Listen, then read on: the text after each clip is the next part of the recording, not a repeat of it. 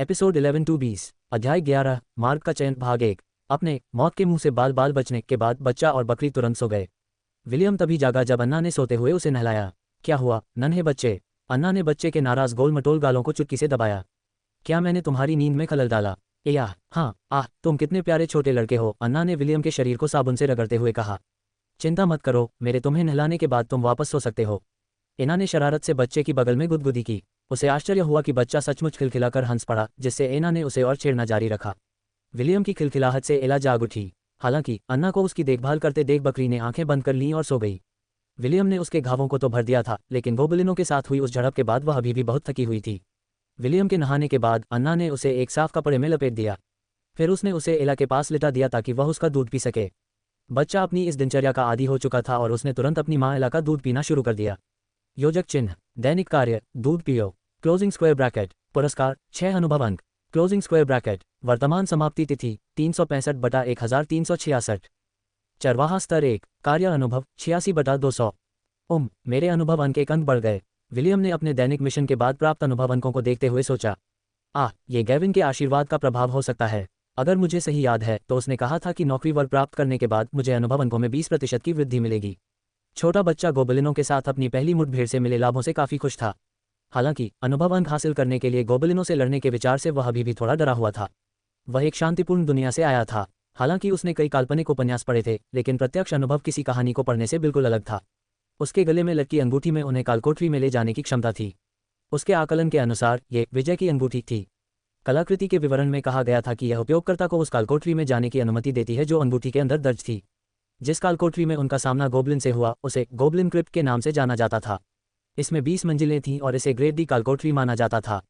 जैसा कि नाम से ही स्पष्ट है, कालकोठरी के निवासी मुख्य रूप से गोब्लिन ही थे। विलियम उन भयानक जीवों को याद करके काम उठा जिन्होंने लगभग उसे पुनर्जन्म के चक्र में वापस भेज दिया था। उद्धरण ... पहले मेरी काबिलियत देख लेते हैं, शायद मुझमें कुछ काम की चीज़ हो। विलियम ने फिलहाल गोब्लिनों के बारे में चिंता न करने का फैसला किया। मेरी जॉब क्लास में एक लेवल बढ़ गया है। विलियम इस प्रगति से काफ़ी खुश था और उसने तुरंत अपनी शेपर्ड जॉब क्लास पर स्किल ट्री खोल लिया। 4 प्रकार के कौशल उपलब्ध थे। पहले वाले का नाम स्टाफ मास्टरी था। योजक चिन्ह स्टाफ मास्टरी निष्क्रिय स्टाफ से संबंधित किसी भी हथियार के नुकसान को 10% बढ़ाता है। ये कौशल वास्तव में बुरा नहीं है। विलियम ने अपनी स्थिति स्क्रीन में उपलब्ध 3 नौकरी बिंदुओं को देखते हुए सोचा। अंतिम निर्णय लेने से पहले आइए पहले अन्य कौशलों को पढ़ लें। योजक चिन्ह इंसान के रूप में जानवर निष्क्रिय झुंड के सभी आंकड़ों में 1 की वृद्धि होती है। योजक चिन्ह ये तो बहुत ही बढ़िया कौशल है। विलियम ने चमकती आंखों से कौशल का विवरण देखा। इससे उसकी माँ एला की युद्ध क्षमता में निश्चित रूप से वृद्धि होगी। योजक चिन्ह मैग्नम बर्स्ट 5 माना पॉइंट्स कास्ट करने वाले के चारों ओर 3 वर्ग मीटर तक एओई क्षति पहुंचाता है। पहुंचाया गया नुकसान ताकत के 2 गुना के बराबर है। नॉकबैक प्रभाव पैरी निष्क्रिय हमले को रोकने की संभावना 5% बढ़ाएं। आवश्यकता केवल स्टाफ और पोल प्रकार के हथियारों के लिए काम करता है। योजक चिन्ह एक सक्रिय और 3 निष्क्रिय कौशल। विलियम ने सोचा, मैग्नम बर्स्ट मिलना आदर्श है क्योंकि यह मुझे एक आक्रामक कौशल प्रदान करता है। बाकी कौशल सहायक प्रकार के हैं। काफ़ी सोच विचार के बाद विलियम ने सूची में से मैग्नम बर्स्ट और वुल्फ इन शीप्स क्लॉथिंग को चुनने का फैसला किया। उसने आक्रमण कौशल पर 1 कौशल बिंदु और सहायक कौशल पर 2 कौशल बिंदु लगाए। विलियम जानता था कि अगर वह फिर से कालकोठरी को चुनौती देगा तो उसे ज़्यादातर समय अपनी मामा एला की मदद पर निर्भर रहना होगा। मामा एला की सहायता करने के लिए सहायक कौशल को मजबूत करने से उसकी सुरक्षा सुनिश्चित होगी। जहां तक आक्रमण कौशल की बात है, यह उसका अंतिम उपाय होगा जब हालात बेकाबू हो जाएंगे। लेवल अप होने पर मुझे अपनी ताकत में अंक जोड़ने होंगे। अब मामा एला की स्थिति देखने का समय आ गया है। योजक चिन्ह जाति अंगोरियन बकरी हिट पॉइंट्स 100/100 माना 20/20 शक्ति 2 चपलता 3 जीवन शक्ति 4 खुफिया जानकारी 2 निपुणता 2 उपलब्ध स्टेट पॉइंट्स 2 उपलब्ध कौशल अंक 2 वर्तमान समाप्ति तिथि 80/200 योजक चिन्ह विलियम ने देखा कि उसकी माँ एला का वर्तमान अनुभव उसके अनुभव के बराबर था। बिना ज्यादा सोचे समझे बच्चे ने तुरंत एला की फुर्ती में 2 अंक बढ़ा दिए। उसने सोचा कि उसकी माँ एला जितनी तेजी से चलेंगी, दुश्मन के हमले से बचने की उनकी संभावना उतनी ही बढ़ जाएगी। वह उसे अपनी आंखों के सामने मरते हुए नहीं देखना चाहता था। विलियम अपनी माँ एला को स्वस्थ करने के लिए हर संभव प्रयास करेगा। स्टेट पॉइंट लगाने के बाद उसने तुरंत बकरी के स्किल ट्री की जांच की कि क्या कोई अच्छे स्किल उपलब्ध हैं। विलियम को नहीं पता था कि इस दुनिया में जानवर कैसे ताकतवर हो जाते हैं। उसे ये भी नहीं पता था कि क्या वे वैसे विकसित हो सकते हैं जैसे उसने पृथ्वी पर रहते हुए टीवी पर देखे थे। हालांकि जब उसने एला का स्किल ट्री खोला तो उसे पता चला कि उसके पास चुनने के लिए 2 रास्ते हैं। पहला मार्ग शक्ति का मार्ग था। यदि विलियम इस मार्ग को चुनता तो एला एक ऐसी प्राणी बन जाती जो शारीरिक शक्ति पर बहुत अधिक निर्भर करती। दूसरा मार्ग आध्यात्मिक मार्ग कहलाता था। इससे प्राणियों को अपने शरीर के भीतर एक जादुई कोर बनाने की क्षमता मिली। इस जादुई कोर का कार्य प्राणी को अपने वातावरण में मौजूद जादुई शक्ति का उपयोग करने में सहायता करना था। विलियम के अनुभव के आधार पर एक हाइब्रिड बनाने से एला की ताकत जरूरी नहीं कि बढ़ जाए, बल्कि लंबे समय में यह उसे काफ़ी कमज़ोर भी कर सकता है। फिलहाल हम शक्ति का मार्ग चुनते हैं, विलियम ने फैसला किया। शुरुआती दौर में हम जादू के बजाय ताकत की रणनीति अपनाएंगे। खेल के अंत में हम आत्मा का मार्ग चुन सकते हैं। अध्याय 12 मार्ग का चयन भाग 2 स्टील आर्मामेंट, क्विक अटैक और हॉर्न असॉल्ट। विलियम ने तीनों विकल्पों को देखते हुए सोचा। योजक चिन्ह स्टील आर्मामेंट 5 माना पॉइंट्स। प्राणी के सींग और खुरों को स्टील जितना कठोर बना दें। इस कौशल को अपग्रेड नहीं किया जा सकता है। त्वरित हमले 5 माना पॉइंट्स। अविश्वसनीय गति से दुश्मन पर हमला करता है। इस हमले की गति एजिलिटी स्टेट X3 पर निर्भर करेगी। हॉर्न असॉल्ट 5 माना पॉइंट्स। शत्रु को करारा प्रहार करता है। इससे लक्षित व्यक्ति चौंक सकता है। क्षति की गणना शक्ति सांख्यिकी X2 के आधार पर की जाती है। योजक चिन्ह विलियम ने बिना सोचे समझे स्टील आर्ममेंट को चुन लिया। सींग और खुर उसकी मां एला के मुख्य हथियार थे। अगर इसे मजबूत कर दिया जाए तो उसकी युद्ध क्षमता में निश्चित रूप से सुधार होगा। अभी के लिए दूसरे पॉइंट को क्विक अटैक पर रखते हैं। मैं बाद में हॉर्न असॉल्ट ले लूंगा मामा एला का लेवल बढ़ने के बाद। इसके साथ मुझे पूरा भरोसा है कि हम एक गोब्लिन के साथ आमने सामने की लड़ाई में सफल हो जाएंगे। विलियम ने देखा था कि एला ने उस पर बेस्टो स्किल का प्रयोग करने के बाद 3 घायल गोब्लिनों को कैसे संभाला था। हालांकि वह 100% आश्वस्त नहीं था, लेकिन उसे पूरा भरोसा था कि अगर एला किसी गोब्लिन से अकेले मुकाबला करे तो वह हार नहीं मानेगी। सभी आवश्यक तैयारियां कर लेने के बाद भी विलियम को यह तय करने में दुविधा थी कि उसे कालकोठरी में वापस जाना चाहिए या नहीं। आखिरकार वह अभी भी 1 साल का बच्चा था जिसकी मानसिक क्षमता 18 साल के लड़के जैसी थी। विलियम के लिए वह थोड़ा बड़ा होने पर कालकोठरी में जा सकता था और यह सुनिश्चित कर सकता था कि वह और एला दोनों किसी खतरे में न हों। हालांकि इतनी कम उम्र में ताकतवर बनने का लालच रोकना बहुत मुश्किल था। मुझे लगता है कि मैं पहले मामा एला से इस बारे में बात कर लूंगा। विलियम ने आह भरी। अगर उन्हें लगता है कि यह बहुत खतरनाक है तो मैं कुछ साल और बड़ा होने तक इंतजार करूंगा, उसके बाद ही हम दोबारा कालकोठरी में जाने की कोशिश करेंगे। मानो उसी क्षण का इंतजार कर रही हो, सोई हुई बकरी आखिरकार जाग उठी और विलियम के चेहरे को चाट लिया। एया सुप्रभात माँ। मी एया माँ, मुझे आपसे कुछ ज़रूरी बात करनी है। मी एया यह इसके बारे में है। जब बच्चा और बकरी दिल खोलकर बातें कर रहे थे, मॉडरेट पहले ही घर से निकलकर अपनी जागीर के कामों को संभालने चला गया था। दूसरी ओर अन्ना उनका दोपहर का खाना बना रही थी, जबकि नौकरानियां घर के बाकी काम कर रही थीं। घर जैसा सुकून कहीं नहीं। घर के बाहर से एक बुलंद आवाज सुनाई दी। मालिक, आप आखिरकार वापस आ गए। एक नौकरानी ने झुककर उस व्यक्ति का अभिवादन किया जो चेहरे पर बड़ी मुस्कान लिए घर में दाखिल हुआ था। उस आदमी के बाल सफ़ेद थे और वह दिखने में इतना आकर्षक था कि दुनिया की कोई भी किशोरी उसे शुगर डैडी कह देती। उसकी बेदाग मुस्कान देखकर नौकरानी शर्मा गई और उसने मुस्कुराते हुए उसे सिर हिलाकर अभिवादन किया। मैंने सुना है कि मेरा पोता यहाँ है, बूढ़े आदमी ने कहा। वह कहाँ है? गुरुजी, यदि आप युवा लॉर्ड मैथ्यू के बारे में बात कर रहे हैं तो वह इस समय अपने शिक्षक के साथ अध्ययन कक्ष में हैं। क्या मुझे उन्हें बुलाना चाहिए? मैं मैथ्यू की बात नहीं कर रहा हूँ, मैं अपने दूसरे पोते की बात कर रहा हूँ। नौकरानी ने सहमति में सिर हिलाया। छोटा विलियम इस समय लेडी अन्ना और सर मॉडरेट के शयन कक्ष में है।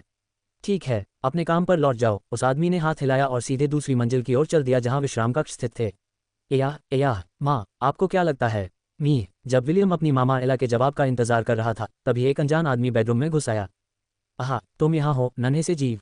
आदमी हंसते हुए विलियम को कालीन से उठाकर हवा में ऊंचा उठा लिया। तुम निश्चित रूप से मेरे पोते हो। तुम्हारे ये लाल बाल और हरी आंखें मुझे तुम्हारे माता पिता की याद दिलाती हैं। विलियम ने अपनी छोटी सी गोल मटोल मुट्ठी से उस अनजान आदमी के चेहरे पर एक जोरदार थप्पड़ मारा, लेकिन वह आदमी केवल हंस पड़ा। हा, तुम सचमुच एक सच्चे अंशवर्थ हो। इतने छोटे और फिर भी इतने बहादुर। उस आदमी ने प्रशंसा में सिर हिलाया। मेरी बात सुनो, नन्हे शैतान, मैं तुम्हारा दादा हूँ। दादाजी, बोलो दादाजी। एया हाँ, नहीं, ये लो। पानी की कुछ बूंदें उस आदमी के चेहरे पर गिरीं।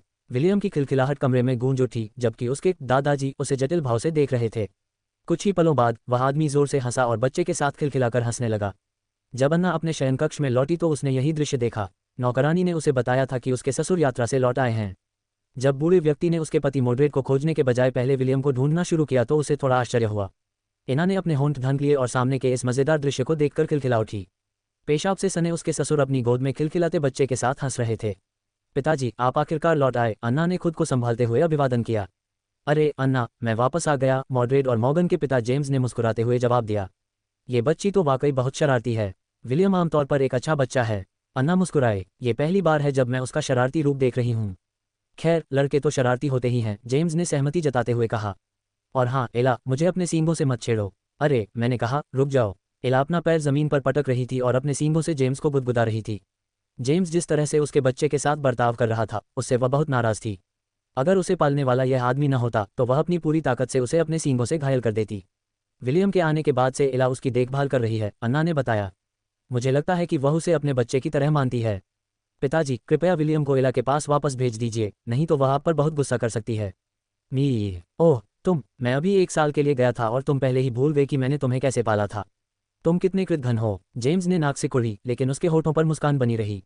ठीक है, मैं पहले नहा लेता हूँ। तुम मेरे लिए इस बदमाश का ख्याल रखना। जेम्स ने विलियम को अन्ना को सौंप दिया और गुनगुनाते हुए कमरे से बाहर निकल गया। स्पष्ट था कि वह अच्छे मूड में था। शरारती बच्चे। अन्ना ने विलियम के गोल मटोल गालों को हल्के से चुटकी ली। ये तुम्हारे दादाजी हैं, उन पर पेशाब मत करना, ठीक है? हाँ, मैं इस बारे में सोचूंगा। हालांकि विलियम की अपने दादा जेम्स से यह पहली मुलाकात थी, फिर भी उसे वह बूढ़ा व्यक्ति पसंद आया। बेशक जेम्स बूढ़े नहीं दिखते थे, वास्तव में वे एक ऐसे अधेड़ उम्र के व्यक्ति की तरह दिखते थे जो अभी भी अपनी जवानी में थे। विलियम इस जीवन में अपने परिवार के बारे में और अधिक जानने के लिए उत्सुक था और उसने प्रार्थना की कि वह उन सभी के साथ अच्छे संबंध बना सके। अध्याय 13, पका हुआ चावल। तो विलियम, तुम्हारा क्या ख्याल है? जेम्स ने पूछा। तुम्हें देखने के बाद मैंने सबसे पहले अपने पुराने दोस्त को एक पत्र लिखा और उससे कहा कि वह अपनी पोती की मंगेतर बना दे। या मंगेतर? विलियम के गोल मटोल गालों को सहलाते हुए बूढ़े आदमी ने मुस्कुराया। वह तुमसे 1 साल बड़ी है, जेम्स ने समझाया। हालांकि मैंने उसे देखा नहीं है, लेकिन वह बूढ़ा कमीना हमेशा अपनी प्यारी पोती के बारे में डींगे मारता रहता था। चूंकि ऐसा है तो उसे तुम्हारी मंगेतर बनाना निश्चित रूप से एक अच्छी बात है। वह एक ड्यूक की बेटी भी है। ये हमारे परिवार के लिए कुलीनता की श्रेणी में ऊपर चढ़ने का एक अच्छा अवसर है। उद्धरण। मुझे नहीं पता था कि मेरे दादाजी लालची थे। बच्चे के चेहरे पर उदासी छा गई। बूढ़े व्यक्ति ने बच्चे के असंतुष्ट चेहरे को देखा और उसे मनाने का फैसला किया। एक खूबसूरत लड़की को अपनी मंगेतर बनाने में क्या बुराई है? क्या आप संतुष्ट नहीं हैं? चिंता मत करो, जब तुम बड़े हो जाओगे तो मैं ये सुनिश्चित करूंगा कि तुम जल्द से जल्द पके हुए चावल खा लो। एक बार जब नन्हा विलियम उसके पेट में आ जाएगा तो वे सगाई नहीं तोड़ सकते। उद्धरण। हाँ, हरामी। विलियम अपने दादाजी को अपराध करने के बारे में सोचने मात्र के लिए भी थप्पड़ मारना चाहता था। हालांकि उसे मंगेतर रखने के विचार से कोई आपत्ति नहीं थी। आमतौर पर तयशुदा शादियां अच्छी तरह से नहीं टलती थीं। अधिकतर मामलों में ये रईसों के राजनीतिक लाभ का एक साधन मात्र होता था। जेम्स विलियम को गोद में लेकर जागीर में इधर उधर घूम रहा था। एला उस बूढ़े बदमाश के साथ साथ चल रही थी और नन्हे बच्चे पर पैनी नजर रख रही थी। 1 घंटे बाद जेम्स लोन शहर के ऊपर स्थित एक पहाड़ी पर चढ़ गया। विलियम, हमारा परिवार पीढ़ियों से यहीं रहता आया है, जेम्स ने कहा।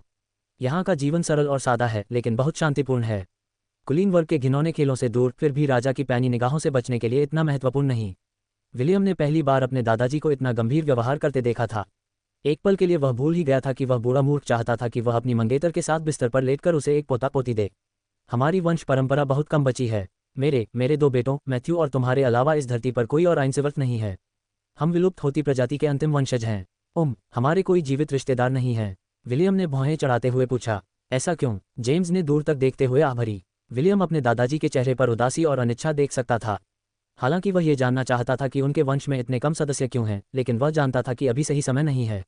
कुछ घंटे बीत गए और परिवार ने जेम्स की यात्रा से सुरक्षित वापसी की खुशी में रात्रिभोज का आयोजन किया। जेम्स के बगल में उसके चाचा मोड्रेड और चाची अन्ना का सबसे बड़ा बेटा मैथ्यू बैठा था। दूसरी ओर विलियम एला के बगल में लेटा हुआ उसका दूध पी रहा था। उसकी निगाहें सामने परोसे जा रहे पारिवारिक भोजन पर टिकी हुई थीं। पृथ्वी पर रहते हुए उसने कभी ऐसा अनुभव नहीं किया था, क्योंकि वह अनाथ था। लेकिन इस समय वह अपनेपन की भावना से ओतप्रोत था। यही उसका परिवार था और उस नन्हे बच्चे की आत्मा इस स्नेहपूर्ण और देखभाल करने वाले परिवार में जन्म लेने का अवसर पाकर कृतज्ञता महसूस कर रही थी।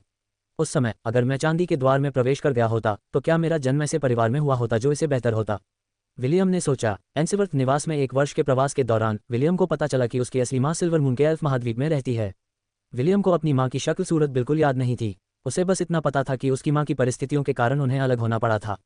कोई बात नहीं, विलियम ने मन ही मन बुदबुदाया। जब मैं बड़ा हो जाऊंगा तो अपनी माँ को ढूंढ लूंगा। अभी जल्दबाजी करने की कोई जरूरत नहीं है। विलियम को पहले से ही पता था कि उसके पिता की मृत्यु हो चुकी है। उसे यह नहीं पता था कि उनकी मृत्यु कैसे हुई, क्योंकि परिवार में किसी ने भी इस बारे में चर्चा नहीं की थी। अपनी माँ की मृत्यु के मामले की तरह उसने भी उचित उम्र होने पर इस बारे में और जानने का फैसला किया। रात के खाने के बाद विलियम को दंपति के बेडरूम में ले जाया गया। एला हमेशा की तरह उसके साथ ही रही। एया, माँ, क्या तुम कालकोठरी में वापस जाना चाहती हो? एया, क्या तुम डरे नहीं हो? एया, क्या तुम मजबूत बनना चाहते हो? अंगोरियन बकरी ने जवाब में बच्चे के गाल चाटे। एया, ठीक है, लेकिन अगर हालात खतरनाक हुए तो हम तुरंत लौट आएंगे, ठीक है? कुछ घंटे बीत गए और आखिरकार दंपति गहरी नींद में सो गए।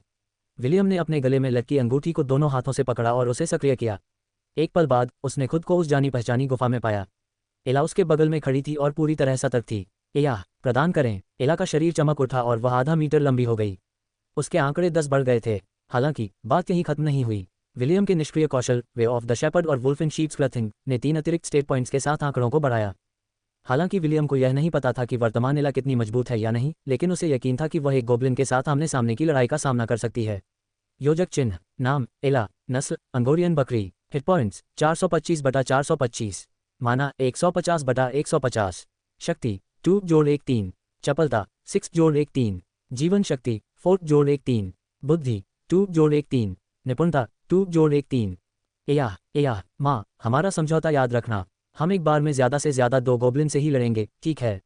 मी, अंगोरियन बकरी ज़मीन पर लेट गई। विलियम एला की पीठ पर चढ़कर उस पर सवार होने लगा। किसी कारणवश जैसे ही वह बकरी की पीठ पर बैठा, उसे ऐसा लगा कि एला चाहे कितनी भी तेजी से दौड़े, वह नीचे नहीं उतरेगा। ऐसा लग रहा था मानो वे दोनों एक ही इकाई में विलीन हो गए हों। यह एक अजीब सी अनुभूति थी, लेकिन उसे यह नापसंद नहीं थी। एया, चलो माँ, मी, बच्चा और बकरी चुपके से गोब्लिन क्रिप्ट की गहराई में घुस गए। विलियम का दिल जोर से धड़क रहा था। हालांकि वह डरा हुआ था, लेकिन साथ ही साथ वह उन नायकों में से एक बनने की संभावना से भी उत्साहित था जिनके बारे में उसने पृथ्वी पर उपन्यासों में पढ़ा था। अध्याय 14, चीट कोड। कालकोठरी में पहुंचने के 15 मिनट बाद विलियम और एला को अपना पहला लक्ष्य मिल गया। यह एक अकेला जिन था जो उस समय एक अलाव के ऊपर अजीबोगरीब नृत्य कर रहा था। सुरक्षा कारणों से विलियम एला की पीठ से उतर गया ताकि बकरी अपनी सुरक्षा की चिंता किए बिना लड़ सके। एया, मामा एला, स्टील आर्मामेंट का प्रयोग करें। बकरी ने लड़ने की मुद्रा अपनाई और उसके सींग और खुर एक पल के लिए चमक उठे। स्टील आर्मामेंट स्किल की अवधि 1 घंटा थी। यह एक बहुत ही उपयोगी कौशल था जो ये सुनिश्चित करता था कि एला के प्राथमिक हथियार स्टील जितने कठोर हों। एया, क्विक अटैक का प्रयोग करें। मी, विलियम ने देखा कि एला की छवि जहां वह खड़ी थी वहां से धुंधली हो गई। अगले ही पल अलाव पर नाच रहा जिन एक चीख निकाल बैठा, क्योंकि टक्कर के कारण उसका शरीर कुछ मीटर दूर जा गिरा। एला ने तुरंत अपने खुरों से उस जिन के चेहरे पर बार बार वार किया। विलियम ने अपने सामने के इस क्रूर दृश्य को देखकर अपनी आंखें आधी ढक लीं। उसने अपनी आंखें तभी खोली जब उसे एक सूचना की घंटी सुनाई दी। प्राप्त अनुभव अंक 60। वर्तमान समाप्ति तिथि 424/1366। कार्य अनुभव शेपर्ड लेवल 1 140/200। एला विजयी भाव से उसके पास लौट आए। बकरी ने बच्ची के गाल चाटकर उसे आश्वस्त किया कि वह ठीक है। एया, शाबाश माँ, मी। 2 और गोब्लिन का ध्यान रखने के बाद एला ने एक और स्तर प्राप्त किया। चूंकि एला और विलियम का कौशल स्तर समान है, इसलिए दोनों ने एक साथ एक स्तर प्राप्त किया। वर्तमान समाप्ति तिथि 544/1366। चरवाहा स्तर 2, कार्य अनुभव 60/461। विलियम एला के स्टैट पेज पर गया और हॉर्न असॉल्ट स्किल को अनलॉक किया। चूंकि एक अतिरिक्त स्किल पॉइंट था, उसने उसे भी हॉर्न असॉल्ट पर लगाने का फैसला किया। बाकी बचे 2 स्टैट पॉइंट्स को उसने एला की एजिलिटी में लगाने का निर्णय लिया। एला के लिए उसकी युद्ध योजना सरल थी। वह चाहता था कि एला आक्रमण और पीछे हटने दोनों में यथासंभव फुर्तीली हो। चूंकि उसके पास बेस्टो स्किल और वुल्फ्स इन शीप्स क्लथिंग थी, इसलिए उसे फिलहाल ताकत बढ़ाने के लिए और अंक जोड़ने की चिंता करने की जरूरत नहीं थी।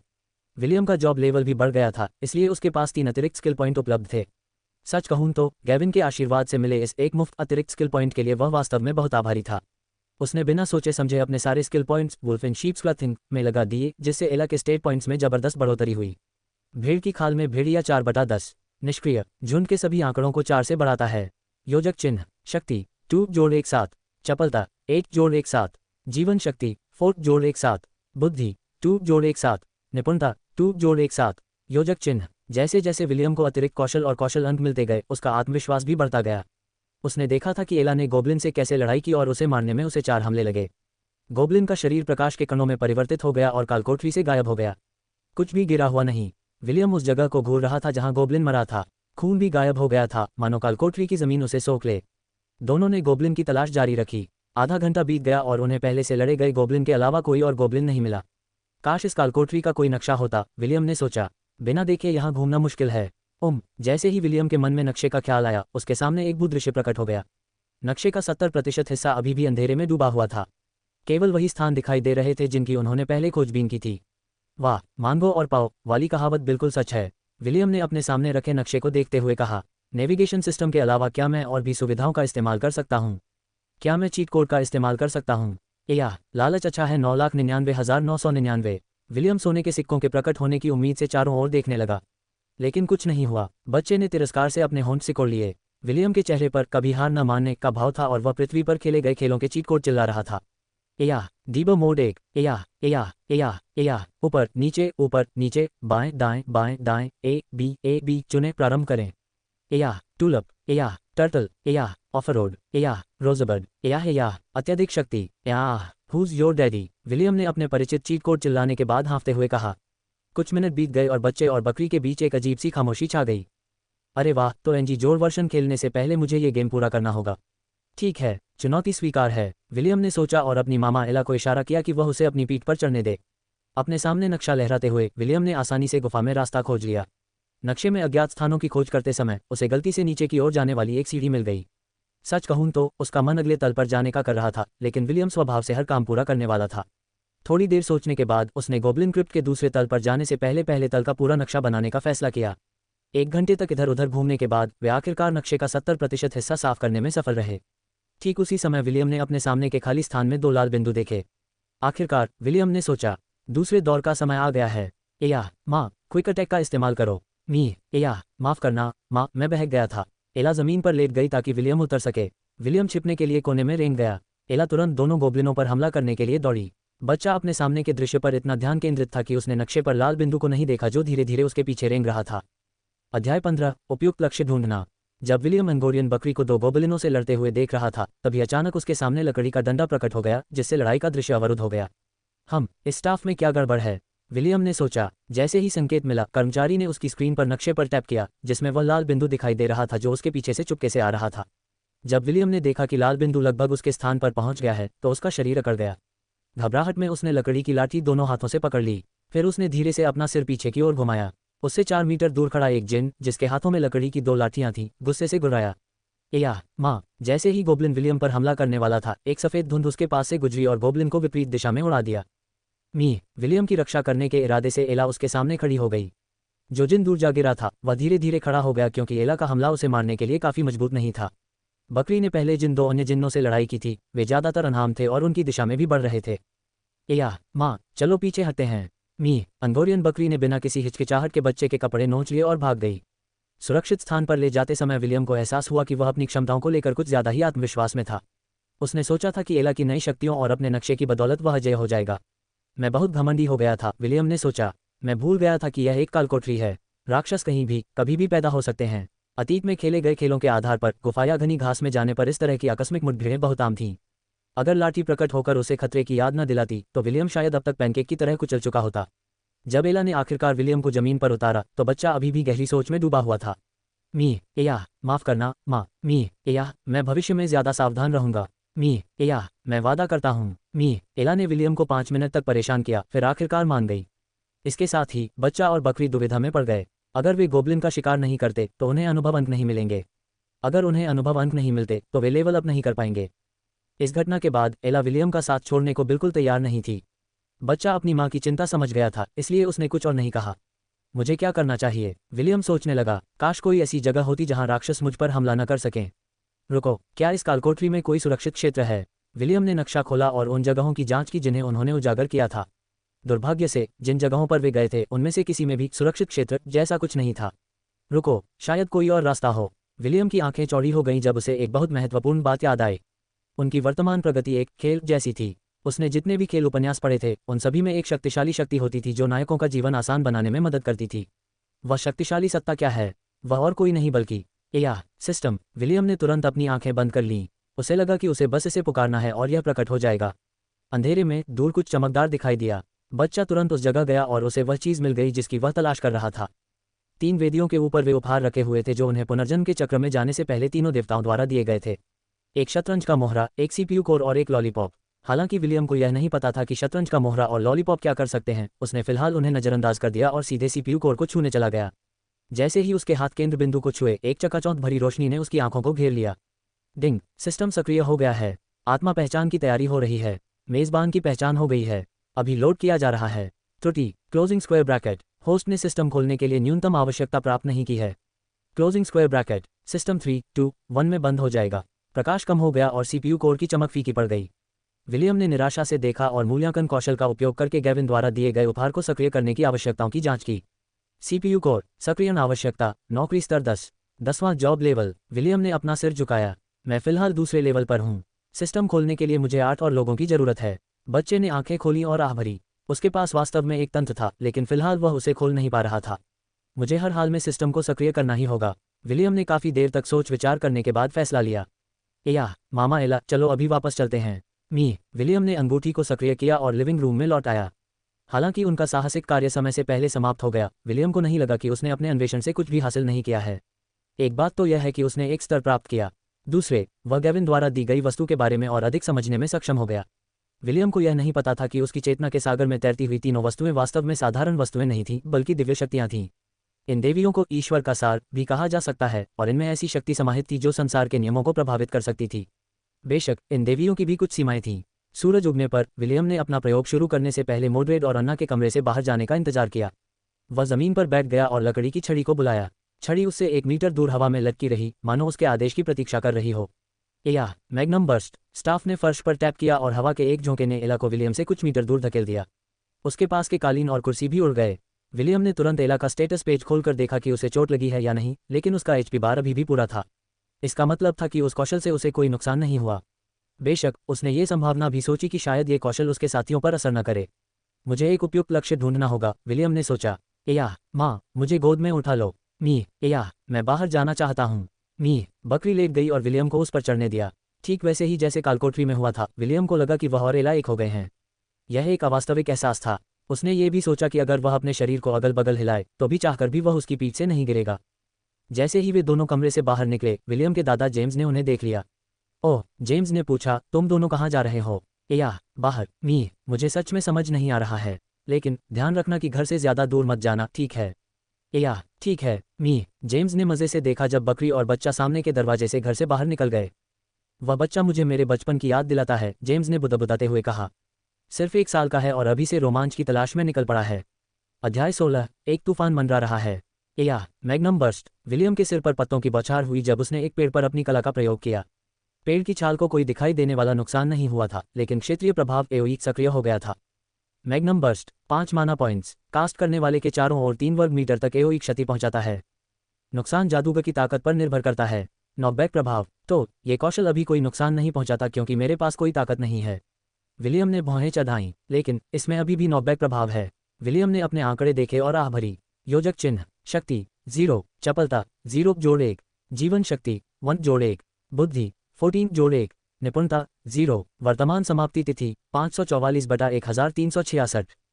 चरवाहा स्तर 2, कार्य अनुभव 60/461। योजक चिन्ह। मुझे अपनी क्षमताओं को बढ़ाने के लिए अगले स्तर तक पहुंचने से पहले 822 और अनुभव अंक चाहिए, विलियम ने सोचा। एक गोब्लिन को मारने से मुझे 60 अंक मिलते हैं। स्तर बढ़ाने के लिए मुझे 14 गोब्लिन मारने होंगे। क्या मुझे स्तर बढ़ाते समय अपने अंक शक्ति स्ट्रेंथ में जोड़ने चाहिए? काफ़ी सोच विचार के बाद विलियम ने फैसला किया कि यह अच्छा विचार नहीं है। भले ही वह अपनी ताकत में कुछ अंक जोड़ ले, फिर भी वह दुश्मन को भारी नुकसान नहीं पहुंचा पाएगा।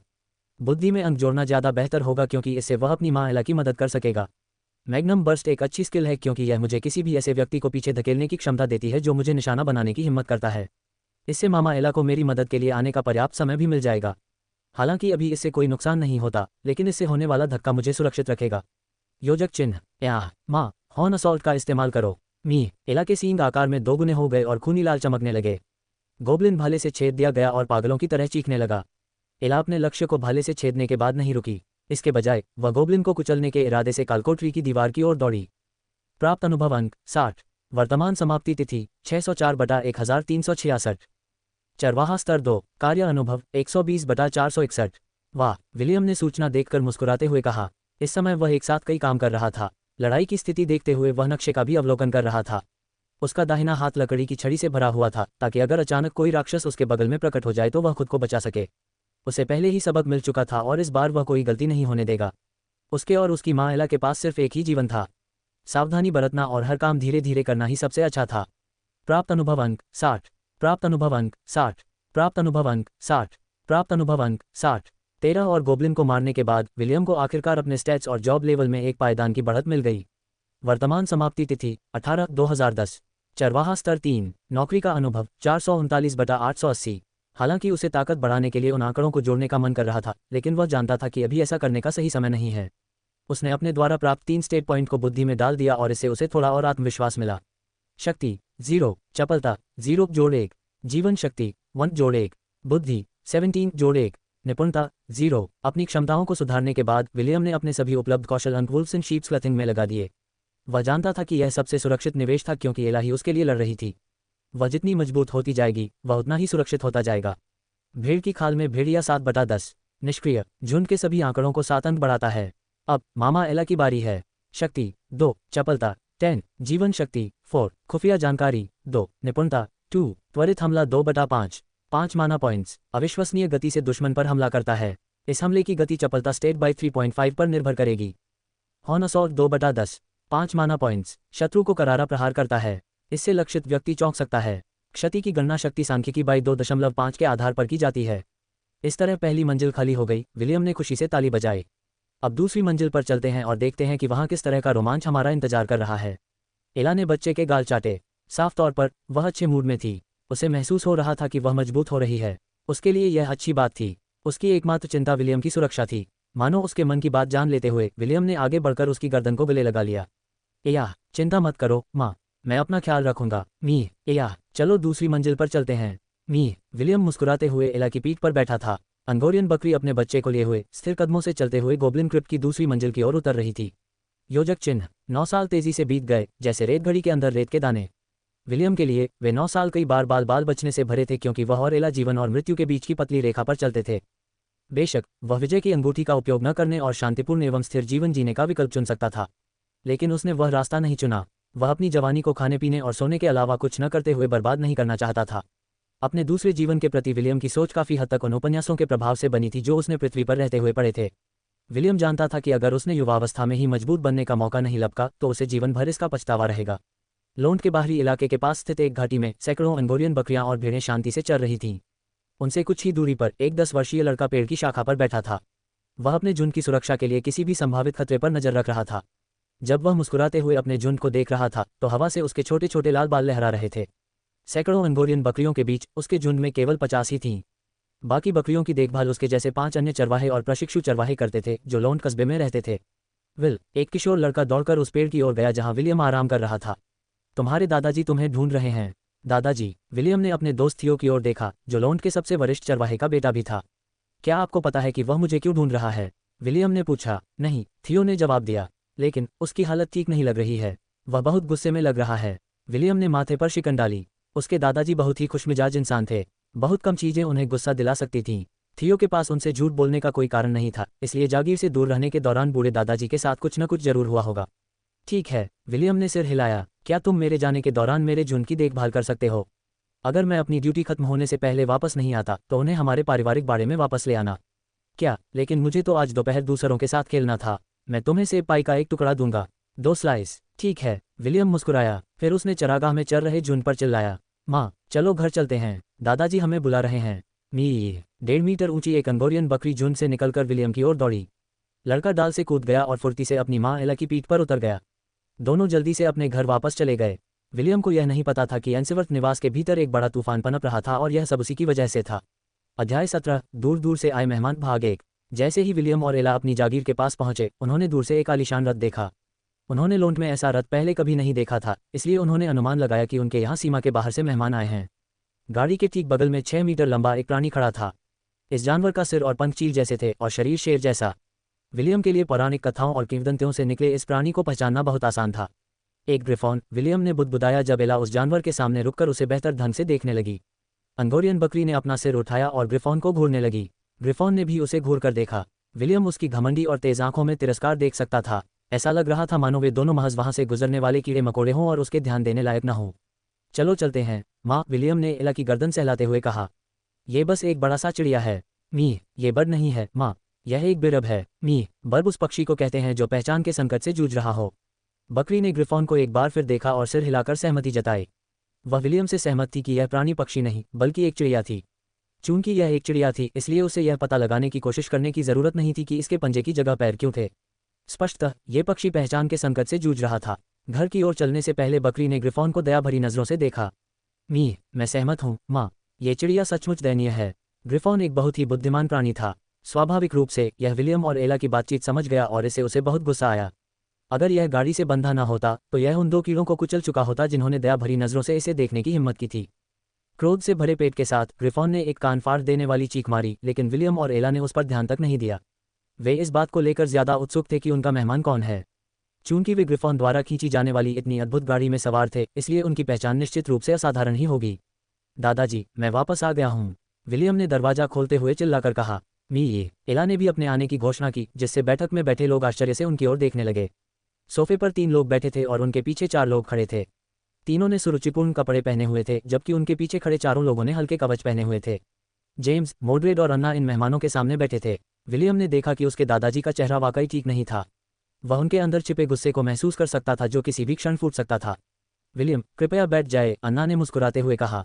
ये मेहमान ग्रिफिथ के डची से आए हैं। एना का लहजा तो विनम्र था, लेकिन विलियम को उसकी आवाज़ में सम्मान का कोई अंश महसूस नहीं हुआ। ऐसा लग रहा था मानो उसकी चाची इन लोगों को मेहमान नहीं, बल्कि अपने इलाके में घुसपैठ करने वाले कीड़े मकोड़े समझ रही हों। मॉडरेट ने अपना गला साफ किया और एक एक करके मेहमानों का परिचय कराया। ये महिला ग्रिफिथ की डचेस लेडी अगाथा हैं, मॉडरेट ने मुस्कुराते हुए कहा। और ये प्यारी सी युवती उनकी बेटी लेडी रेबेका हैं। फिर उसने अपनी निगाहें उस खूबसूरत महिला पर टिका दी जिसने एक सुरुचिपूर्ण हल्के नीले रंग का वस्त्र पहना हुआ था। उसके ठंडे चेहरे और निर्मल निगाहें किसी को भी समर्पण में सिर झुकाने पर मजबूर कर देती। ये महिला मिस्टी सेक्ट की वरिष्ठ सदस्यों में से एक हैं, लेडी एलेनोर। मॉडरेट मुस्कुराया। विलियम, ये लोग आपसे मिलने के लिए इतनी दूर से आए हैं। ओह, विलियम ने अपनी भौहें उठाईं और एक एक करके मेहमानों का जायजा लिया। डचेस ऑफ ग्रिफिथ के लंबे हल्के भूरे बाल और हरी आंखें थीं। उन्हें सुंदर माना जा सकता था, लेकिन उनके चेहरे पर दिख रही स्पष्ट नाखुशी को देखकर विलियम को एक बूढ़ी चुड़ैल की याद आ गई जो छोटे बच्चों को जहरीले सेब खिला रही हो। दूसरी ओर रेबेका की बेटी को देखकर विलियम की आंखों में स्नेह की लहर दौड़ गई। हालांकि वह पूरी तरह से निश्चित नहीं था, लेकिन उसने अनुमान लगाया कि उसकी उम्र लगभग विलियम की ही थी। उसके छोटे हल्के भूरे बाल जो मुश्किल से उसके कंधों तक पहुंचते थे, रेशम की तरह मुलायम लग रहे थे। उसकी आंखें भी उसकी मां की तरह हल्के हरे रंग की थीं, लेकिन उस बुढ़िया की तुलना में उसकी आंखें चमकीली और साफ थीं। उसके प्यारे और मनमोहक होठों पर एक मुस्कान थी जिसने उसके पहले से ही खूबसूरत चेहरे को और भी आकर्षक बना दिया था। विलियम ने अपने सामने गुड़िया जैसी दिखने वाली लड़की को देखकर आह भरी। उसे इस बात में कोई संदेह नहीं था कि अगर वह लोलिकन होता तो उसने उसे अब तक अपने कमरे में बंद कर लिया होता और पालतू जानवर की तरह उसके साथ व्यवहार किया होता। जहां तक उस निर्मम सुंदरी की बात है जो उसे घूर रही थी, विलियम ने उसे एक पल के लिए भी नहीं देखा। हालांकि वह खूबसूरत थी, लेकिन लड़के को समझ आ गया था कि वह खतरे की साक्षात मूर्ति है। आप सभी को नमस्कार, विलियम ने मुस्कुराते हुए अभिवादन किया। मेरा नाम विलियम वॉन आइंसेवर्थ है, जिसे संक्षेप में विल कहते हैं, और मैं मध्य महाद्वीप का सबसे सुंदर 10 वर्षीय लड़का हूँ। मैं दावे से कह सकता हूँ कि आपको मुझसे अधिक सुंदर कोई नहीं मिलेगा। जहाँ तक महाद्वीप के अन्य लड़कों की बात है, विलियम ने तिरस्कार से अपने होंठ सिकोड़ लिए। ये सभी लोग दूसरे स्थान के लिए ही लड़ सकते हैं। विलियम की इस बेशर्म घोषणा के बाद कमरा अचानक शांत हो गया। यहाँ तक कि गुस्सैल बुढ़िया और निर्मम सुंदरी भी विलियम को अचंभित चेहरों से देखने लगीं। इससे विलियम के चेहरे पर मुस्कान और चौड़ी हो गई। स्पष्ट रूप से वह इस परिणाम से बहुत संतुष्ट था। अचानक जेम्स की जोरदार हंसी से सन्नाटा टूट गया। हा, मेरे पोते से यही उम्मीद थी। जेम्स ने ताली बजाई। उसके अंदर दबा हुआ सारा गुस्सा हवा में गायब हो गया और उसकी आंखें चांद की तरह चमक उठीं। बिल्कुल आइंसेवर्थ होने लायक। विलियम ने अपने बालों को झटका दिया और एक शानदार मुस्कान बिखेरी।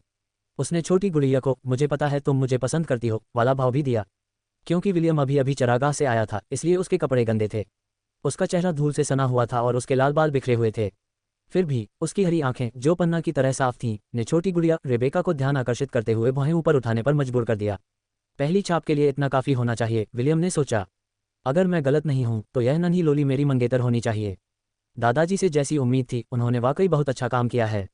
विलियम को रेबेका बहुत पसंद आए और उसने मन ही मन उस लड़की को दिल से सराहा। उसे पता था कि कुछ ही सालों में यह नन्ही सी गुड़िया एक बेहद खूबसूरत लड़की बन जाएगी। विलियम के अनुसार उससे शादी करना कोई बुरा विचार नहीं था।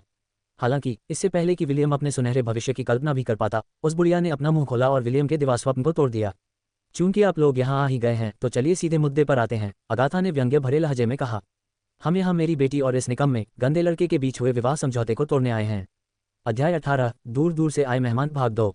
तुम्हारी हिम्मत कैसे हुई? जेम्स गुस्से से भड़क उठा। तुम्हारी हिम्मत कैसे हुई मेरे पोते को नालायक कहने की? पिताजी कृपया शांत हो जाए, मॉडरेट ने अपने पिता को कसकर गले लगा लिया। उसे डर था कि अगर बूढ़े ने सचमुच अपना पूरा जोर लगा दिया तो डचेस की गर्दन धड़ से अलग हो जाएगी। अपने स्वामियों के पीछे खड़े पहरेदारों ने अपनी तलवारें निकाली और दोनों पक्षों के बीच खड़े हो गए। माफ कीजिए लॉर्ड एंसेवर्थ, अगाथा ने हल्के से झुकते हुए उत्तर दिया। भले ही मैंने आपके परिवार को नाराज किया हो, मैं अपनी बेटी को आपके पोते से शादी करने की अनुमति नहीं दूंगी। भले ही मेरे पति के पिता ने ऐसा फरमान जारी किया हो। वो कमीना कहाँ है? जेम्स ने पूछा। उसे यहाँ लाओ, मैं उससे जानना चाहता हूँ कि वो हमारे समझौते से पीछे क्यों हट रहा है। बूढ़े ड्यूक दक्षिण में रेगिस्तान की खोजबीन करने गए हैं, अगाथा ने उत्तर दिया। मुझे खेद है कि इस समय उनसे संपर्क करना असंभव होगा। जेम्स ने तिरस्कार भरी हंसी हंसते हुए कहा। मैं समझ गया। तो आपने उसके अनुपस्थित रहने का फायदा उठाकर यह सगाई तोड़ दी। संक्षेप में, उसे आपके कार्यों की जानकारी नहीं है, क्या मैं सही कह रहा हूँ लेडी अगाथा? हाँ, बूढ़े ड्यूक को मेरी हरकतों की जानकारी नहीं है, अगाथा ने स्वीकार किया। उसके रुख से साफ था कि वह पीछे हटने वाली नहीं थी। अपने पति के पिता के डची से दूर रहने के दौरान वह शादी के समझौते को तोड़ने पर तुली हुई थी। वाह वाह वाह, जेम्स ने सामने खड़ी महिला को घूरते हुए कहा। यह सोचकर ही बुरा लगता है कि एक छोटी सी बैरोनेस ड्यूक से शादी करने के बाद ऐसा व्यवहार करेगी। वाकई निराशाजनक। तो क्या आपके पति भी इससे सहमत हैं? मेरे पति भी यही राय रखते हैं। अगाथा ने अपना सिर ऊपर उठाया। ग्रिफिथ के वर्तमान ड्यूक इस तयशुदा शादी को मान्यता नहीं देते। अगर आप उनसे बात करना चाहते हैं तो बेझिझक ग्रिफिथ के ड्यूकडम में आ जाए। हमें आपका आतिथ्य सत्कार करने में बहुत खुशी होगी। आतिथ्य, जेम्स ने ताना मारा, तुम्हारे जैसी कुतिया और उस कमीने को अपनी गर्दनें धो लेनी चाहिए। तुम चाहती हो कि मैं तुम्हारे डची आऊं? ठीक है, मैं अपने साथ लाल प्लेग लेकर आऊंगा। मैं देखना चाहता हूं कि तुम दोनों मुझे अपना आतिथ्य कैसे देने की योजना बना रहे हो। मिस्टी सेक्ट की अगाथा और शीतल सुंदरी एलेनोर के चेहरे के भाव अचानक बदल गए। वे बूढ़े व्यक्ति को हैरानी से देखने लगी क्योंकि वे जानती थीं कि वह वाकई गंभीर था।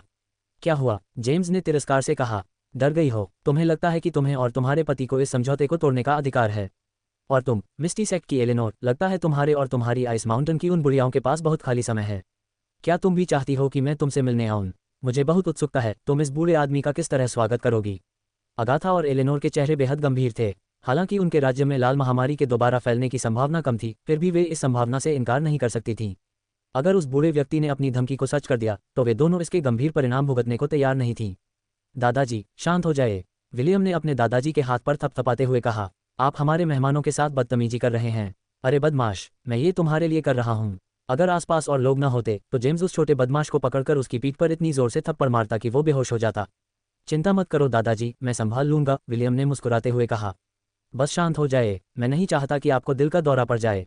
ये जोखिम लेने लायक नहीं है। चाची, क्या आप दादाजी को उनके कमरे में ले जा सकती हैं? मैं फिलहाल मेहमानों का ख्याल रख लेता हूँ। इना ने अपने भतीजे को प्रशंसा भरी निगाहों से देखा और सिर हिलाया। पिताजी, चलिए चलते हैं। मुझे पूरा यकीन है कि विलियम इन उपद्रवियों से निपट लेगा, मेरा मतलब है हमारे मेहमानों से। जेम्स ने नाक सिकुड़ी और गुस्से में बैठक से बाहर चला गया। मोड्रेड ने आह भरी और अपने भतीजे को अपने पास बैठने का इशारा किया। ये देखकर कि खतरनाक स्थिति शांत हो गई है, चारों गार्डों ने अपने हथियार म्यान में रख लिए और अपने मालिकों के पीछे खड़े हो गए। ठीक है, तो तुम यहाँ शादी का समझौता तोड़ने आए हो? विलियम ने सिर हिलाया। क्या तुम मुझे वजह बता सकते हो? अगाथा ने अपने सामने खड़े लड़के को हैरानी से देखा। उसका व्यवहार किसी 10 वर्षीय बच्चे जैसा नहीं था। हालांकि उसे ऐसा नहीं लग रहा था कि वह किसी वयस्क से बात कर रही है, फिर भी उसे लगा कि बातचीत की पहल करने वाला लड़का बच्चा नहीं था। मुझे आपके प्रश्न का उत्तर देने दीजिए, एलेनोर ने उत्तर दिया। रेबेका एक विलक्षण प्रतिभा है, ऐसी प्रतिभा जो हर 200 वर्षों में एक बार ही पैदा होती है। उसकी गुरु होने के नाते मैं अपनी शिष्या को किसी साधारण व्यक्ति से विवाह करने की अनुमति नहीं दे सकती। हाँ, मैं समझ गया, विलियम ने सिर हिलाया। बिल्कुल समझ में आता है। क्या तुम सहमत हो? एलेनोर ने भौहें चढ़ाते हुए पूछा। क्या तुम इस बात से सहमत हो कि तुम मेरे शिष्य बनने के योग्य नहीं हो? आप गलत हैं, विलियम ने सिर हिलाया। मैं आपकी वजह समझता हूँ, लेकिन उससे सहमत नहीं हूँ। हालांकि चूंकि आप इस कारण से विवाह समझौते को तोड़ने के लिए यहाँ आए हैं, तो आपने निश्चित रूप से पर्याप्त तैयारी की होगी, है ना? अगाथा को लगने लगा था कि उसके सामने खड़ा ये गंदा लड़का उतना सीधा साधा नहीं है जितना वह दिखता है। उसके हाव भाव और व्यवहार से उसे लग रहा था कि यह विवाह समझौता उसके लिए कोई बड़ी बात नहीं है। पर्याप्त तैयारी करने से आपका क्या मतलब है? अगाथा ने पूछा। मेरा मतलब है, क्या आपने मुआवजे की तैयारी कर ली है? विलियम मुस्कुराया। चूंकि आप विवाह समझौते को तोड़ने की योजना बना रहे हैं, तो आपको हमें अपनी मांग मनवाने के लिए उचित मुआवजा लाना चाहिए था, है ना? अपने भतीजे की बातें सुन रहे मोड्रेड के चेहरे पर शांति का भाव था। हालांकि अंदर ही अंदर वह बहुत चिंतित थे। विलियम ने उनके सामने पहले कभी ऐसा व्यवहार नहीं किया था और एक पल के लिए उन्हें यह भी संदेह हो गया कि उनके बगल में बैठा लड़का उनका असली भतीजा है या नहीं।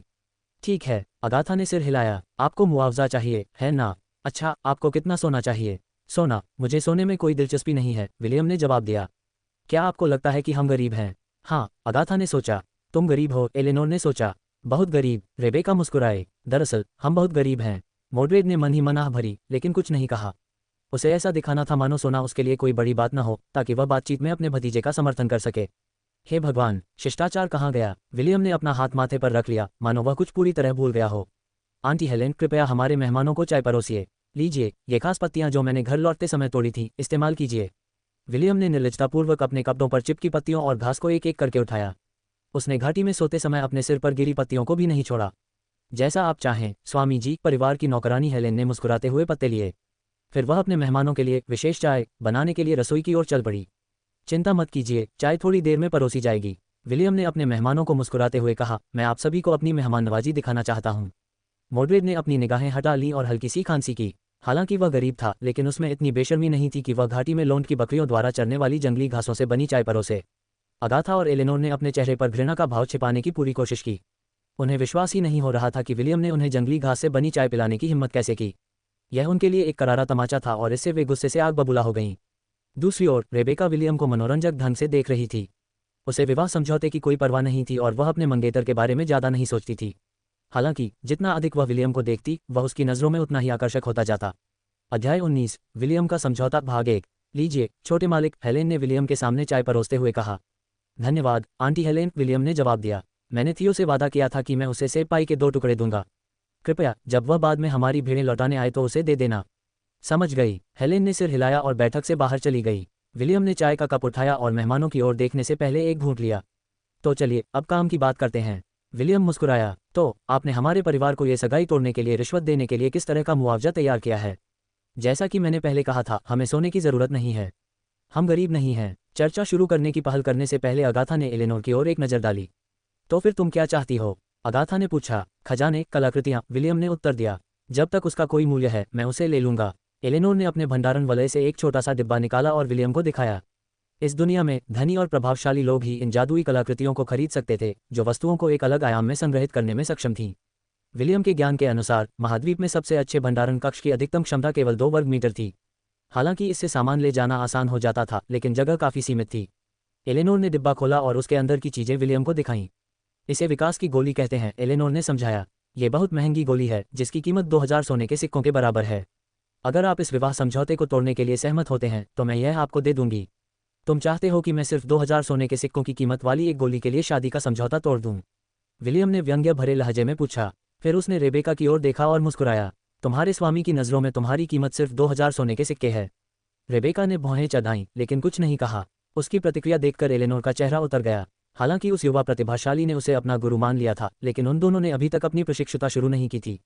वह रेबेका को प्रशिक्षण शुरू करने के लिए मिस्टी सेक्ट में ले जाने की योजना बना रही थी, लेकिन जब उसे पता चला कि रेबेका की सगाई एक देहाती लड़के से हो चुकी है तो उसने इसे स्थगित कर दिया। प्रतिष्ठित संप्रदाय की एक वरिष्ठ सदस्य होने के नाते वह अपनी शिष्या को किसी भी तरह के तुच्छ व्यक्ति से लगाव रखने की अनुमति नहीं दे सकती थी। अगाथा और उसके पति भी उसकी राय से सहमत थे। यही कारण था कि उन्होंने बूढ़े ड्यूक की अनुपस्थिति का फायदा उठाया। दोनों ही उस सगाई को तोड़ना चाहते थे जो रेबेका के मात्र 2 साल की उम्र में हुई थी। बेशक, मैं तुम्हें सिर्फ यही नहीं देने को तैयार हूँ, एलेनोर ने दांत पीसते हुए कहा। ये तो उन चीज़ों में से एक है जो तुम्हें दोनों परिवारों के बीच हुए विवाह समझौते को तोड़ने पर मिलेंगी। क्या मैं वह गोली देख सकता हूँ? विलियम ने पूछा। ठीक है। एलिना ने डिब्बा विलियम को दे दिया ताकि वह उसे ध्यान से देख सके। मिस्टी सेक्ट की मुखिया को पूरा भरोसा था कि लड़का ऐसे खजाने से अनभिज्ञ है, लेकिन उन्हें यह नहीं पता था कि विलियम के पास चीज़ों का सटीक आकलन करने की असाधारण क्षमता थी। योजक चिन्ह, विकास की गोली। इस गोली का सेवन करने पर ये सभी आंकड़ों को स्थायी रूप से 1 से बढ़ा देगी। योजक चिन्ह। विलियम ने नाक सिकुड़ी और बिना किसी औपचारिकता के अपनी माँ एला को पास आने का इशारा किया। मम्मी, ये तो बहुत बढ़िया चीज़ है। विलियम मुस्कुराया। मी, इसे चखो माँ। विलियम ने गोली एला के मुंह में रख दी, जिससे अगाथा, एलेनोर और उनके पीछे खड़े चारों गार्ड चौंक गए। अंगोरियन बकरी ने गोली चबाई और आश्चर्य से उसकी आंखें चौड़ी हो गईं। क्या यह अच्छा है? विलियम ने पूछा। मी, बस ठीक ठाक। एला ने पुष्टि में सिर हिलाया। हालांकि गोली ने उसके सभी आंकड़े 1 से बढ़ा दिए थे, लेकिन उसका स्वाद उसे संतोषजनक नहीं लगा। तुमने ये क्या कर दिया? एलेनोर को अपनी आंखों पर विश्वास नहीं हो रहा था। लड़के ने सचमुच बकरी को विकास की गोली खिला दी। संसाधनों की कितनी बर्बादी है। चारों गार्डों ने विलियम को घूर कर देखा। उनका दिल दुख रहा था क्योंकि एक ग्रोथ पिल की कीमत 5000 सेक्ट क्रेडिट थी। मिस्टी सेक्ट में इसे लेने के लिए उन्हें 2 साल तक मेहनत करनी पड़ी थी। क्या हुआ? विलियम ने पलटकर पूछा। ये तो बस एक सस्ती सी विकास की गोली है। चिंता मत करो, क्योंकि मैंने इसे पहले ही इस्तेमाल कर लिया है, इसलिए आप इसे मुझे दिए जाने वाले मुआवजे की सूची से घटा सकते हैं। एलेनोर गुस्से से फूल रही थी। विकास की गोली रेबेका को उपहार में देनी थी। उस नाजायज़ बेटे को विवाह समझौते को रद्द करने के लिए राजी करने के लिए उसने समझौता करने का फैसला किया और उसे ही गोली दे दी। हालांकि उसे ये देखकर गुस्सा आ गया कि वह उसके खजाने को एक मिठाई की तरह समझ रहा था। एलेनोर के चेहरे के भाव देखकर अगाथा ने हस्तक्षेप करने का फैसला किया और अपने ही भंडारघर के छल्ले से एक खजाना निकाला। ये लो, यह एक जादुई छड़ी है, अगाथा ने समझाया। भले ही तुम्हारे पास जरा भी जादुई शक्ति न हो, फिर भी तुम इसे उन लोगों को दे सकते हो जो तुमसे अधिक प्रतिभाशाली हैं।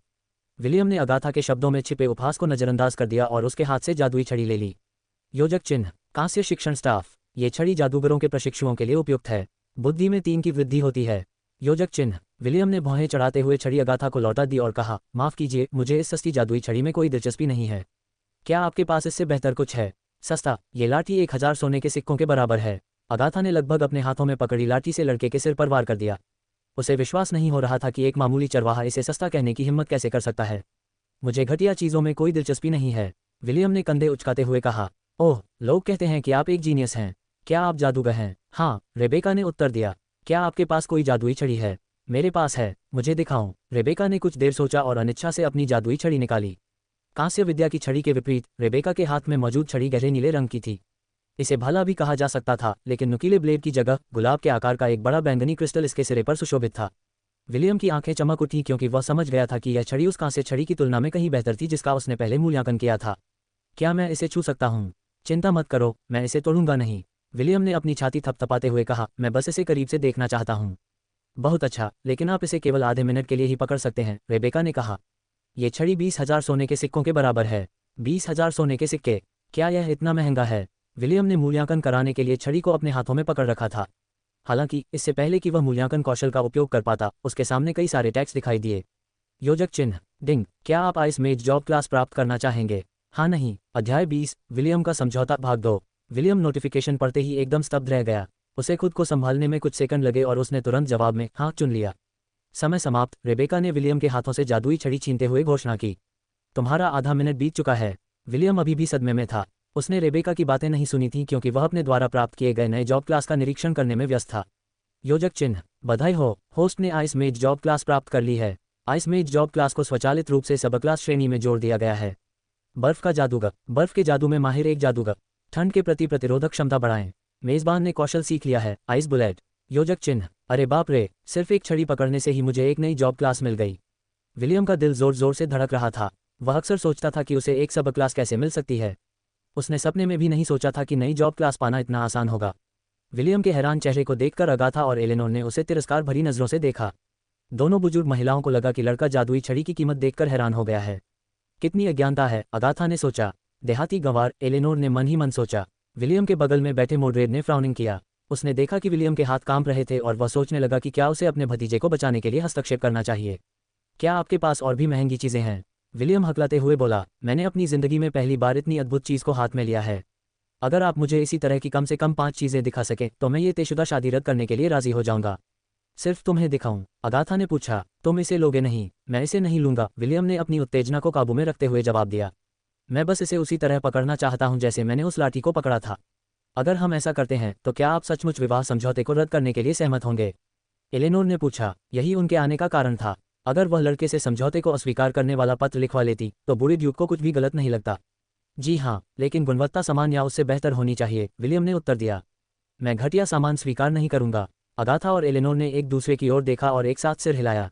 उन्होंने अपने भंडार घरों से सबसे महंगी वस्तुएं निकाली और विलियम के सामने ढेर कर दीं। लड़के ने अपने सामने मौजूद सभी खजानों को देखा और उसकी आंखें उत्साह से चमक उठीं। योजक चिन्ह डिंग, क्या आप फायर मेज जॉब क्लास प्राप्त करना चाहेंगे? डिंग, क्या आप वाटर मेज जॉब क्लास प्राप्त करना चाहेंगे? डिंग, क्या आप अर्थ मेज जॉब क्लास प्राप्त करना चाहेंगे? डिंग, क्या आप विंड मेज जॉब क्लास प्राप्त करना चाहेंगे? एलेनोर द्वारा प्रस्तुत सभी वस्तुएं विभिन्न तत्वों की जादुई छड़ें थीं। चूंकि वह एक जादूगरनी थी इसलिए उसके सभी खजाने जादू से संबंधित थे। विलियम के हाथों में हर वस्तु के साथ उसकी सांसें तेज होती जा रही थीं। उसकी आंखें भी लाल हो गईं, जिससे एलेनोर बहुत खुश हुई। उसने सोचा कि लड़के को आखिरकार एहसास हो गया है कि वह कुएं की तलहटी में बैठा एक मेढक है। एक मेढक हंस को खाने की कोशिश कर रहा है। एलेनोर मन ही मन हंस पड़ी। देखो हमारे सामाजिक स्तर में कितना फर्क है। अब अपने दिवास्वप्न से बाहर आ जाओ, देहाती। एलेनोर से प्राप्त जादुई हथियारों का निरीक्षण पूरा करने के बाद विलियम ने अपना ध्यान अगाथा के संग्रह से प्राप्त हथियारों की ओर मोड़ दिया। योजक चिन्ह डिंग, क्या आप स्वॉर्ड्समैन जॉब क्लास प्राप्त करना चाहेंगे? डिंग, क्या आप आर्चर जॉब क्लास प्राप्त करना चाहेंगे? डिंग, क्या आप स्पीयरमैन जॉब क्लास प्राप्त करना चाहेंगे? डिंग, क्या आप मूंट जॉब क्लास प्राप्त करना चाहेंगे? डिंग, क्या आप चोर की जॉब क्लास हासिल करना चाहेंगे? योजक चिन्ह, विलियम का शरीर आनंद से कांप उठा। उसकी सांसें अब तेज हो गई थीं, मानो वह थकान के कारण किसी भी समय बेहोश हो जाएगा। विलियम, क्या तुम ठीक हो? मोड्रेड ने पूछा। वह अपने भतीजे की वर्तमान स्थिति को लेकर बहुत चिंतित था। मैंने अपनी जिंदगी में कभी इतना अच्छा महसूस नहीं किया, विलियम ने भारी आवाज में जवाब दिया। वह एक कदम पीछे हटा और लगभग सोफे पर गिर पड़ा। सौभाग्य से मोड्रेड उस पर पूरा ध्यान दे रहा था और समय रहते उसे संभाल लिया। क्या आप संतुष्ट हैं? अगाथा ने पूछा। क्या आप हमारे समझौते का पालन करेंगे? जी, विलियम ने जवाब दिया। वह अभी भी उस उत्साह से उबर नहीं पाया था जो उसने पहले महसूस किया था। मैं इस विवाह समझौते को रद्द करने के लिए सहमत हूँ। हमें आपसे एक पत्र लिखवाने की ज़रूरत है और उस पर आपके हस्ताक्षर भी होने चाहिए, एलेनोर ने बीच में कहा। ऐसा नहीं है कि हमें आप पर भरोसा नहीं है, लेकिन इस बात को ठीक से दर्ज करना ज़रूरी है।